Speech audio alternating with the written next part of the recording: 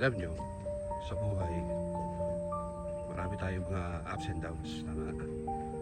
Like ngayon kasi, diba? Makakita ko ng bundok ngayon. And marami no, sa mga tao, diba? Hirap na hirap. Marami sa mga tao, hirap na hirap umangat.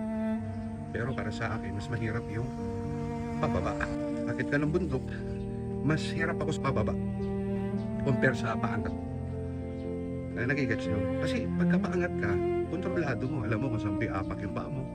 Alam mo yung kung saan kakapit yung paa mo pag pinatong mo para hindi ka mahulog. Unlike pagka pababa, mas matindi nga yung pressure pag pababa eh. Diba? Kasi hindi mo na kontrolado eh. Yung katawan mo, di ba?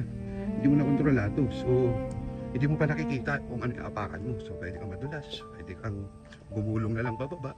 Diba? Once more, pagka maulan.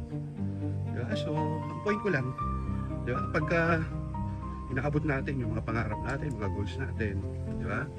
So, paangat yan eh. Siyempre, gusto mo umangat. So, normal lang, diba? Mahihirapan ka. Normal lang na didisiplinahin mo sarili mo. Normal lang na magpo-focus ka talaga. Normal lang na wala muna yung mga barkada, mga bisyo.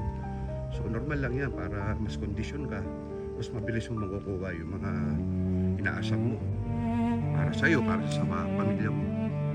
So yun lang, no?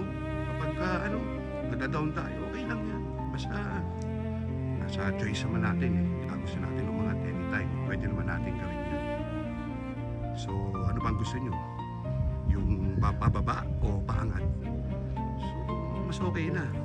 Kahit nahihirapan ka, basta alam mo naman paangat ka. Diba? Laban lang. So yun lang, fight lang sa buhay guys. Sabi nga, choose your heart wisely. Mahirap, paano maging mayaman. Mahirap din kung paano maging mahirap. So choose your heart.